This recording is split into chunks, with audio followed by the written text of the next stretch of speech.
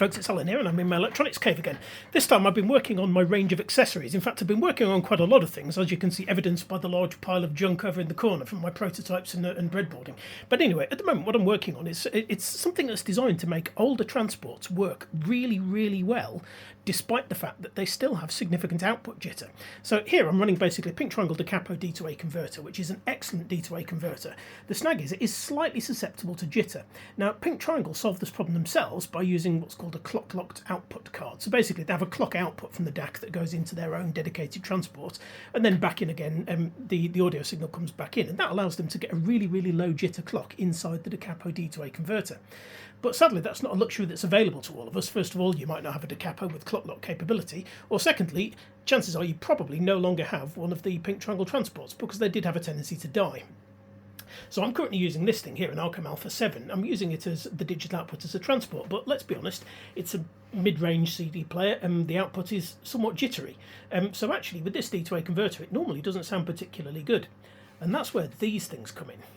What I'm doing here is I've taken the output from the Alchem Alpha, fed it into this little box, which is a Reclocker box and also an EMI isolator, so it actually optically isolates internally as well to get rid of any electromagnetic interference and noise, and then it goes out of there and into the back of the Pink Triangle da capo D2A converter. The second box here is just a power supply for it, and basically it's a linear power supply designed to be extremely low noise. So the net effect is the signal that's now going back into the da capo D2A converter, the ones and noughts are exactly the same as the ones that came out of the CD player, but the timing is the thing that's all important and all different. It's absolutely precise. The timing is of the edge timing is down to the picosecond, and not only that, even if your source is fairly noisy, such as a streamer created by a Raspberry Pi or something like that, actually this also optically isolates everything as well. So let me show you a little bit about what's actually going on inside this box, and this is a circuit board here that's complete plus minus the power supply connections at the back that I haven't actually got plugged in at the minute. So what happens, the signal first of all comes in here, and basically that's a standard BNC receiver, and there's a BNC receiver chip and a bit of power supplies here, basically just specifically for that. I'll bypass this lot for the minute. The signal from here ultimately then goes around here and through this range here. And at the moment there's 3 installed on this board because this board's also designed for more advanced uses.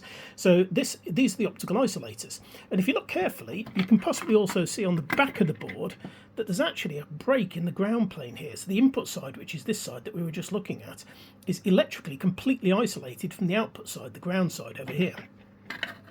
So that's how I do my electrical isolation. Great, and then it kind of runs around here and carries on a bit further through here, and then I ultimately reclock it just before it goes out to the output. But right, reclocking, how do I actually do that reclocking? Because the signal is all over the place. It's some ones, some zeros. It uses types of coding that actually allow me though to recover the clock. So here I'm using a chip here, which is actually a DIR 9001 clock and data recovery chip. And that allows me to recover the clock and the data from this signal that goes in. So I've now got a nice clean clock that is synchronized with this. But again, it's not particularly low jitter. It's kind of average jitter. It's not bad, but it's not perfect. So that actually then goes into this bit here, which is the really clever stage. And here I'm using a phase lock loop, this thing here, and 2 voltage controlled crystal oscillators. These are extremely low jitter oscillators, down to 1 picosecond jitter, hopefully a lot better in some cases.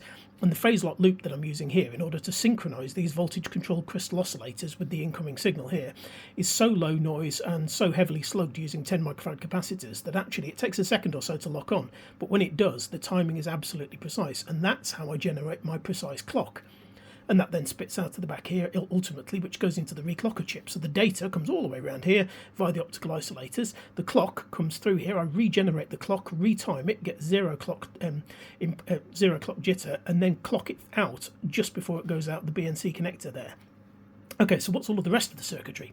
Well, the snag with reclocking things, particularly using crystal oscillators, these oscillators here can only change their frequency plus or minus a few hundred parts per million.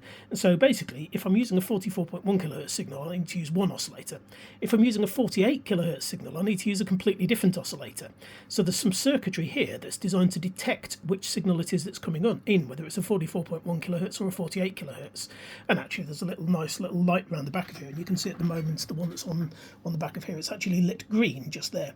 Actually, if it was a 48 kHz signal, that light would go red, so you know exactly what's coming in. And that basically is the thing that then gives you or instructs the rest of the circuitry which one of these 2 oscillators to use. The rest of the circuitry is a bit of glue logic, and you also may see that there's actually also this thing here, a switch on the back, and that actually allows me to switch between different frequency ranges. So at the moment the one I'm running on is actually in position 2, which is 44.1 or 48 kilohertz. If you switch it around to position 1, it can actually do 88.4 or 96 kilohertz. So it will do the next range up as well for those people who are basically using higher frequency DACs with a streaming transport. So basically, by using this thing, what you can do is you can take, frankly, pretty much any old source, whether it's an old CD player or whether it's a slightly more modern streaming DAC based streamer based on a Raspberry Pi, and ultimately then you can just reclock the whole lot, and you can electrically isolate it so you get no noise and an extremely precise signal going into your D2A converter, letting your outboard DAC work at its very best.